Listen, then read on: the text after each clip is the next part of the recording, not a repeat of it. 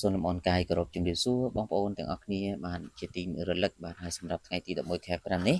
តម្រុយ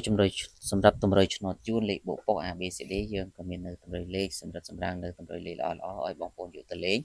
ហើយបងប្អូនដែលមិនទាន់ចុច follow page ក៏សូមជួយចុចម្នាក់មួយផងបាទហើយ comment 168ម្នាក់មួយផងបងប្អូននឹងទទួលបានលាភសំណាងទាំងអស់គ្នា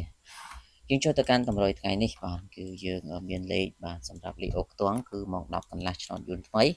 ចំពោះម៉ោង10នេះគឺសំពោះខ្ទង់អូសូមអ្នកទាំងអស់គ្នាអូខ្ទង់20និងខ្ទង់60ចំណែកលេខត្រី ABCD គឺយើងយក20គាត់22ហើយចំណែកខ្ទង់60វិញយើងយក65 65 66បាទចំណែកឯម៉ោង1កន្លះគឺយើងមានលេខបូកប៉ុសសម្រាប់ចែកជូនទៅកាន់បងប្អូនកូនសិស្សរបស់យើងគឺសេវាត្រឹមតែ80000រៀលទេលេខតែ2គ្រាប់ហើយលេខ2ប៉ុសបងប្អូនដែលចង់លេងអាចឆាតចូលប្រដាប់សារដើម្បីសុំបានម៉ោង4ក៏ដូចគ្នាគឺយើងមានលេខល្អដូចគ្នាអញ្ចឹងកុំភ្លេចឆាតយកលេខទាំងអស់គ្នា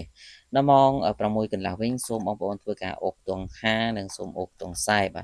បាទសម្រាប់ខ្ទង់50គឺសូមបងប្អូនយក54 57រៀលខ្ទង់40យើងយក40គាត់41លេខ ABCD ដូចគ្នា